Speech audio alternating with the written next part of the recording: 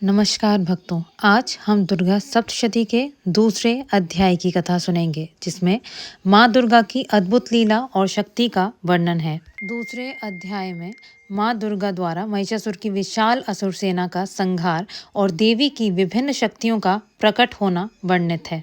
तो आइए प्रारंभ करते हैं अपना दूसरा अध्याय। ओम मध्यम चरित्र के विष्णु ऋषि महालक्ष्मी देवता उषणिक छंद शाकंभरी शक्ति दुर्गा बीज वायु तत्व और यजुर्वेद स्वरूप हैं। श्री महालक्ष्मी की प्रसन्नता के लिए मध्यम चरित्र के पाठ में इसका विनियोग है।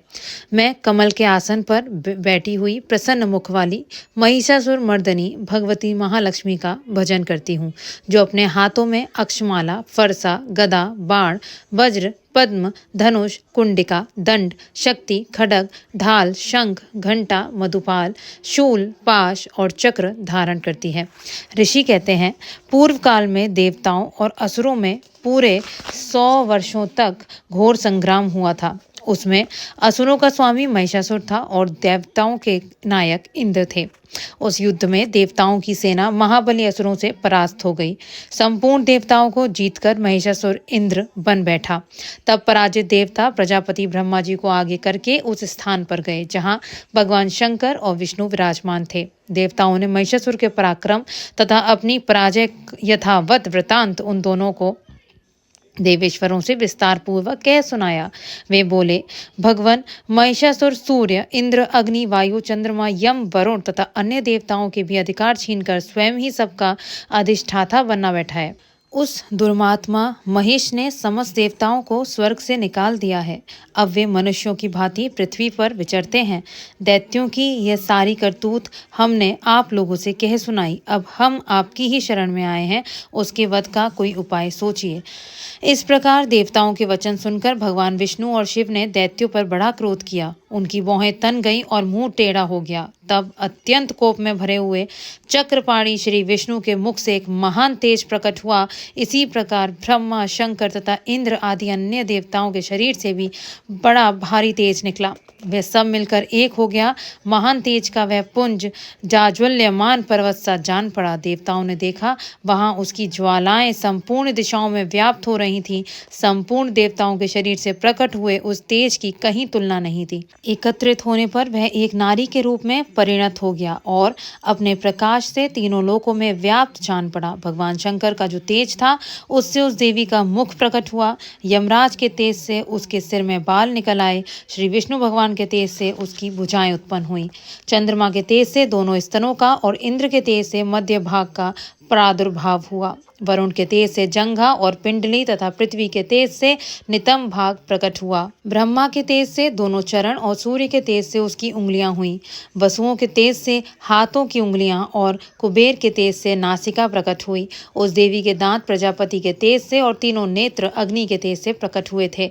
उसकी भौहें संध्या के और कान वायु के तेज से उत्पन्न हुए थे। इसी प्रकार अन्याय देवता तेज से भी उस कल्याणमयी देवी का आविर्भाव हुआ। तदंतर समस्त देवताओं के तेज पुंज से प्रकट हुई देवी को देखकर महिषासुर के सताए हुए देवता बहुत प्रसन्न हुए।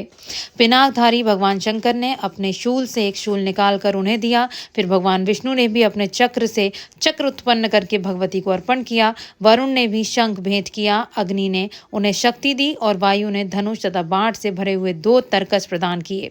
सहस्त्र नेत्रों वाले देवराज इंद्र ने अपने वज्र से वज्र उत्पन्न करके दिया और इरावत हाथी से उतार कर 1 घंटा भी प्रदान किया।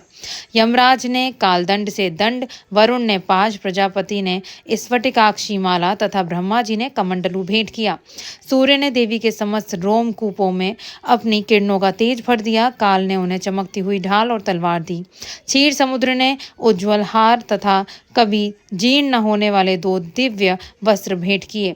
साथ ही उन्होंने दिव्य चूड़ामणि, 2 कुंडल, कड़े, उज्ज्वल अर्धचंद्र, सब बाहुओं के लिए केयूर, दोनों चरणों के लिए निर्मल नूपुर, गले की सुंदर हंसली और सब उंगलियों में पहनने के लिए रत्नों की बनी अंगूठियां भी दी। विश्वकर्मा ने उन्हें अत्यंत निर्मल फरसा भेंट किया। साथ ही अनेक प्रकार के अस्त्र और अभेद्य कवच दिए। इनके सिवा मस्तक पर और वक्ष स्थल पर धारण करने के लिए कभी ना कुहमाले वाली कमलों की मालाएं दी। जल्द ही उन्हें सुंदर कमल का फूल भेंट किया। हिमालय ने सवारी के लिए सिंह तथा भांति भांति के रत्न समर्पित किए। धनाध्यक्ष कुबेर जी ने मधु से भरा पान पात्र दिया तथा संपूर्ण नागों के राजा शेष ने, जो इस पृथ्वी को धारण करते हैं, उन्हें बहुमूल्य मणियों से विभूषित नागहार भेंट दिया। इसी प्रकार अन्य देवताओं ने भी आभूषण और अस्त्र शस्त्र देकर देवी का सम्मान किया। तत्पश्चात उन्होंने बारंबार हट्टासपूर्वक उच्च स्वर से गर्जना की। उनके भयंकर नाद से संपूर्ण आकाश गूंज उठा। देवी का वह अत्यंत उच्च स्वर से किया हुआ सिंहनाद कहीं समा न सका। आकाश उसके सामने लघु प्रतीत होने लगा। उससे बड़े जोर की प्रतिध्वनि हुई, जिससे संपूर्ण विश्व में हलचल मच गई और समुद्र कांप उठे।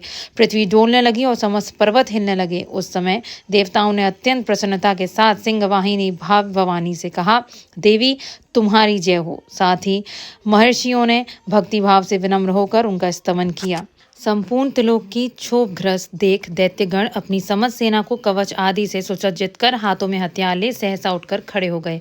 उस समय महिषासुर ने बड़े क्रोध में आकर कहा, आह, ये क्या हो रहा है। फिर वह संपूर्ण असुरों से घिरकर उस सिंहनाद की ओर लक्ष्य करके दौड़ा और आगे पहुंचकर उसने देवी को देखा, जो अपनी प्रभाव से तीनों लोकों को प्रकाशित कर रही थी।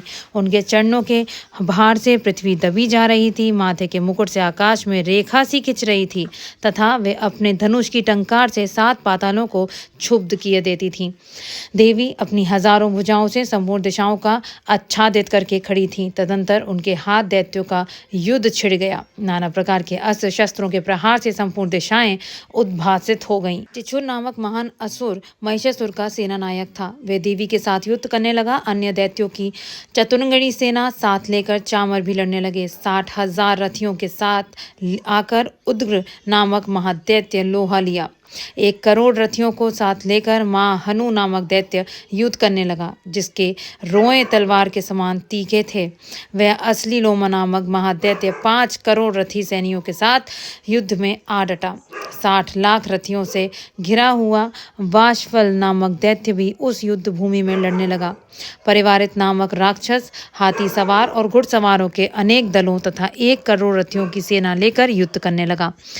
बिडाल नामक दैत्य 5 अरब रथियों से घिरकर लोहा लेने लगा। इनके अतिरिक्त और भी हजारों महादैत्य रथ, हाथी और घोड़ों की सेना साथ लेकर वहां देवी के साथ युद्ध करने लगे। स्वयं महिषासुर उन रणभूमि में कोटि कोटि सहस्त्र रथ, हाथी और घोड़ों की सेना से घिरा हुआ खड़ा था। वे दैत्य देवी के साथ तोमर, भिंदीपाल, शक्ति, मुसल, खड्ग, परशु और पट्टिश आदि अस्त्र शस्त्रों का प्रहार करते हुए युद्ध कर रहे थे। कुछ दैत्यों ने उन पर शक्ति का प्रहार किया, कुछ लोगों ने पाश फेंके तथा कुछ दूसरे दैत्यों ने खड़ग प्रहार करके देवी को मार डालने का उद्योग किया। देवी ने भी क्रोध में भरकर खेल खेल में ही अपने अस्त्र शस्त्रों की वर्षा करके दैत्यों के समस्त अस्त्र शस्त्र काट डाले। उनके मुख पर परिश्रम तथा थकावट रंच मात्र भी चिन्हित नहीं थी। देवता और ऋषि उनकी स्तुति करते थे और वे भगवती परमेश्वरी दैत्यों के शरीरों पर अस्त्र शस्त्रों की वर्षा करती रहीं। देवी का वाहन सिंह भी क्रोध में भरकर गर्दन के बालों को हिलाता हुआ असुरों की सेना से इस प्रकार विचरने लगा, मानो वनों में दवानल फैल रहा हो। रणभूमि में दैत्यों के साथ युद्ध करती हुई अंबिका देवी ने जितने निश्वास छोड़े, वे सभी तत्काल सैकड़ों हजारों गणों के रूप में प्रकट हो गए और परशु, भिंदीपाल, खड्ग और पट्टिश आदि अस्त्रों द्वारा असुरों का सामना करने लगे। देवी की शक्ति बढ़े हुए वे गण असुरों का नाश करते हुए नगाड़ा और शंख आदि बजाने लगे। उस संग्राम महोत्सव में कितने ही गण मृदंग बजा रहे थे। तदंतर देवी ने त्रिशूल से, गदा से, शक्ति की वर्षा से और खड्ग आदि से सैकड़ों महादैत्यों का संहार कर डाला। कितनों को घंटे के भयंकर नाद से मूर्छित करके मार गिराया। बहुतरे दैत्यों को पाश से बांधकर धरती पर घसीटा। कितने ही दैत्य उनकी तीखी तलवार की मार से 2-2 टुकड़े हो गए। कितने ही गदा की चोट से घायल हो धरती पर सो गए। कितने ही मूसल की मार से अत्यंत आहत होकर रक्त वमन करने लगे। कुछ दैत्य शूल से छाती फट जाने के कारण पृथ्वी पर ढेर हो गए। उस रणांगण में बाण समूहों की वृष्टि से कितने ही असुरों की कमर टूट गई। बाज की तरह झपटने वाले देव पीड़क दैत्यगण अपने प्राणों से हाथ धोने लगे। कितनों की बाहें छिन्न भिन्न हो गईं, कितनों की गर्दनें कट गईं। कितने ही दैत्यों के मस्तक कट कट कर गिरने लगे। कुछ लोगों के शरीर मध्य भाग में ही विदीर्ण हो गए। कितने ही महादैत्य जांघें कट जाने से पृथ्वी पर गिर पड़े। कितनों को ही देवी ने एक बाह, एक पैर और एक नेत्र वार करके 2 टुकड़ों में चीर डाला। कितने ही दैत्य मस्तक कट जाने पर भी गिरकर फिर उठ जाते और केवल धड़ के ही रूप में अच्छे अच्छे हथियार हाथ में ले देवी के साथ युद्ध करने लगते थे। दूसरे कबंध युद्ध के बाजों की लय पर नाचते थे। कितने ही बिना सिर के धड़, हाथों में खड्ग, शक्ति और रिष्टि लिए दौड़ते थे तथा दूसरे दूसरे महादैत्य ठहरो ठहरो ये कहते हुए देवी को युद्ध के लिए ललकारते थे। जहां वह घोर संग्राम हुआ था वहां की धरती देवी के गिराए हुए रथ, हाथी, घोड़े और असुरों की लाशों से ऐसी पट गई थी कि वहां चलना फिरना असंभव हो गया था। दैत्यों की सेना में हाथी, घोड़े और असुरों के शरीर से इतने अधिक मात्रा में रक्तपात हुआ था कि थोड़ी ही देर में वहां खून की बड़ी बड़ी नदियां बहने लगी। जगदम्बा ने असुरों की विशाल सेना को क्षण भर में नष्ट कर दिया, ठीक उसी तरह जैसे तृण और खाट के भारी ढेर को आग कुछ ही छड़ों में भस्म कर देती है। और वह सिंह भी गर्दन के बालों को हिला हिलाकर जोर जोर से गर्जना करता हुआ दैत्यों के शरीर से मानो उनके प्राण चुन लेता था। वहां देवी के गणों ने भी उन महादैत्यों के साथ ऐसा युद्ध किया जिससे आकाश में खड़े हुए देवतागण उन पर बहुत संतुष्ट हुए और फूल बरसाने लगे। इस प्रकार श्री मार्कंडेय पुराण में सार्वणिक मनवंतर की कथा के अंतर्गत देवी महात्म्य में महिषासुर की सेना का वध नामक दूसरा अध्याय पूरा हुआ। जय माता दी। अगर आपको दुर्गा सप्तशती की यह कथा उपयोगी लगी हो तो वीडियो को लाइक करें, शेयर करें और ऐसे ही अध्यायवार ज्ञान के लिए चैनल को सब्सक्राइब करना ना भूलें। जय माता दी।